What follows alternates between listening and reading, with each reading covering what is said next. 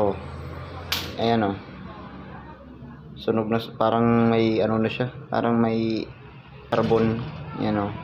Luma na. So yan oh. May mga kalawang na yan, may mga dumi. Na natin sa madilim na. Ayan.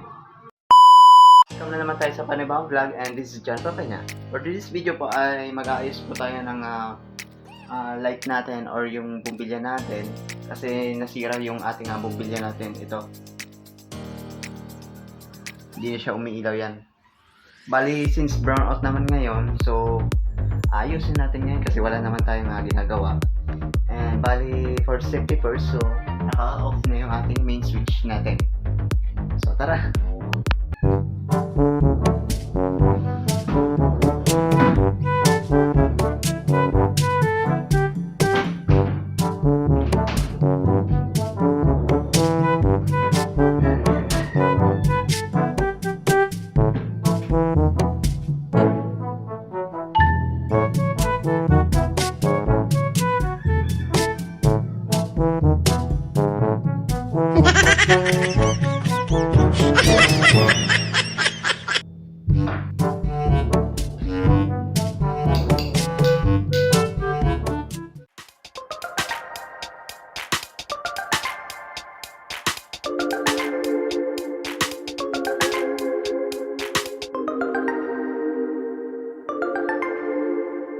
So yun guys, yung ating receptacle natin old receptacle natin. So ayan oh.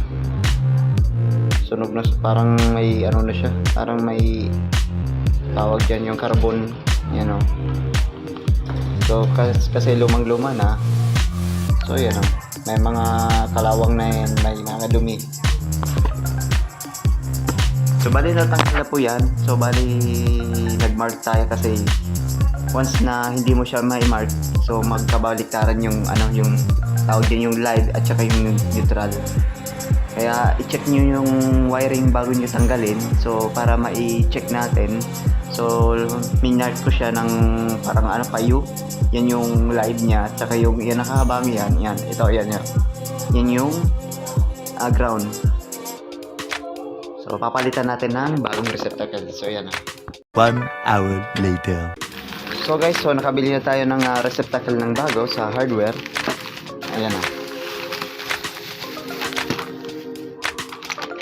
So ayan, bagong-bago na receptacle. So yung pangalan niya is Omni. So ayan. Meron siyang meron na siyang dalawang tornilyo para dito sa dalawang ito. So ikabit na natin siya sa loob. So yan oh. Tsaka ito yung luma niya. So yan. Na sirang-sira talaga oh. Yan oh. Grabe talaga yung dumi. Yan oh. Pati kinalawang na. Kaya yan, nag-rounded. Kaya bumili tayo ng bago. Yan. Since 45 pesos naman yung isa nito sa hardware. So, kakabit na natin.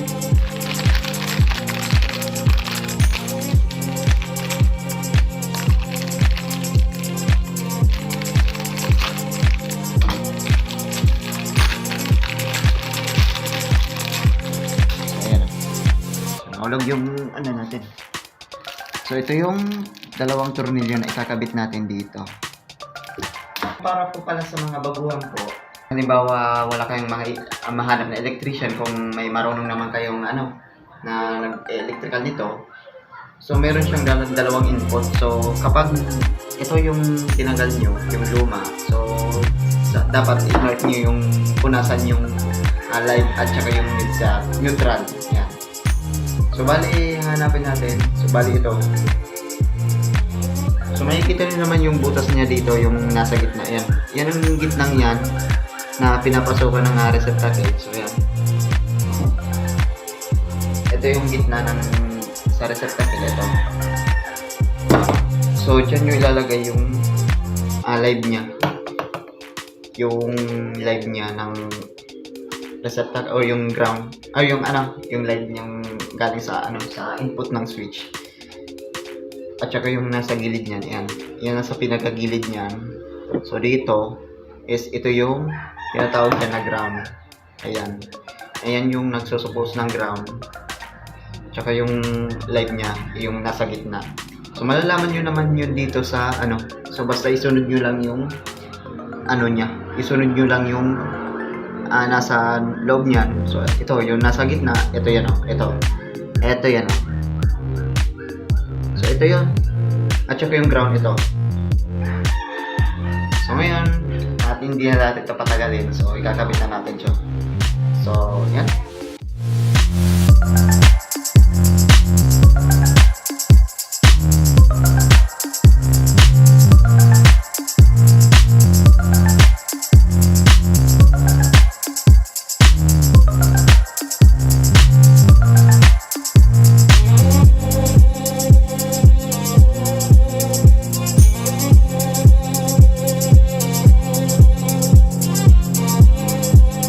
So guys, so ito. Yan, bagong-bago na yan. So ito na yung ating luma natin. So binalit natin ng bago. So ayan. At siguro ano na. Lapit na ata.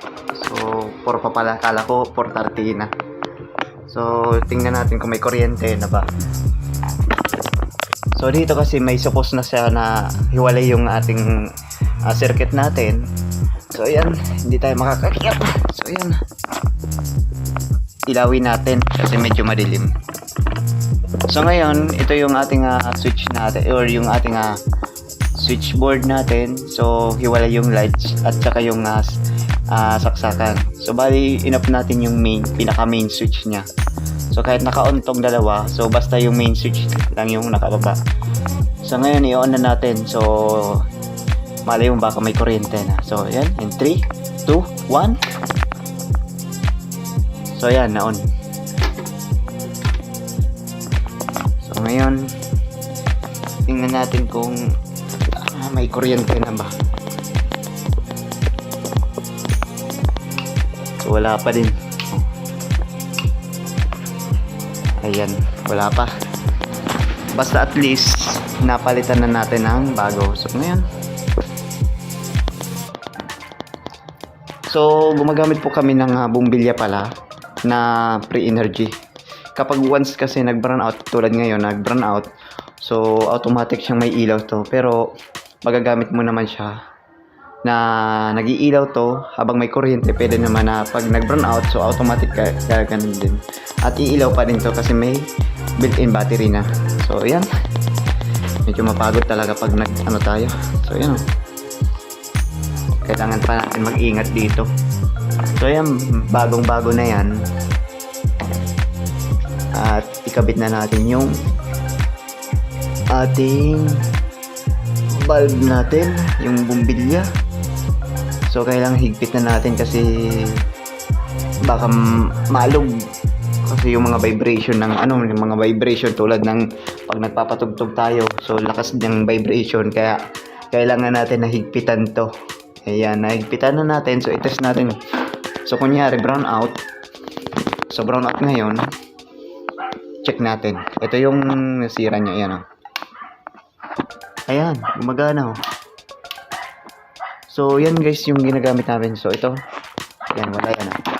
Kasi yan yung ginagamit namin. Yan po yung ginagamit namin kapag nag-brown out. So pwede mo siyang may liwanag pa din. Ayan o. So kapag in-on natin to lahat, so wala pa. So wala pa kasing kuryente. Ayan. Kaya gumamit po kayo ng ganitong ilaw kapag once na nag-brown out, so automatic mag-iilaw na yan. So kapag nag-kuryente na, so working pa din yan kasi nag-charge din yan. Kahit umiilaw yan, nag-charge din yan. So meron kasi dyan. Ayan, dalawa yan. Meron pa dito. Ito. Ayan. Sobrang liwanag. Ayan o. Ayan o. So yan. So yan, wala. So ayos. So, hintayin na lang natin na magkuryente, mama. A few moments later. Update, alas 5:20. 5:20. Bumalik yung supply ng kuryente. So, ngayon, testing natin. Ito, may kuryente na. So, yan yung inayos natin. Iyan, o. Yun. Gumana na, oh.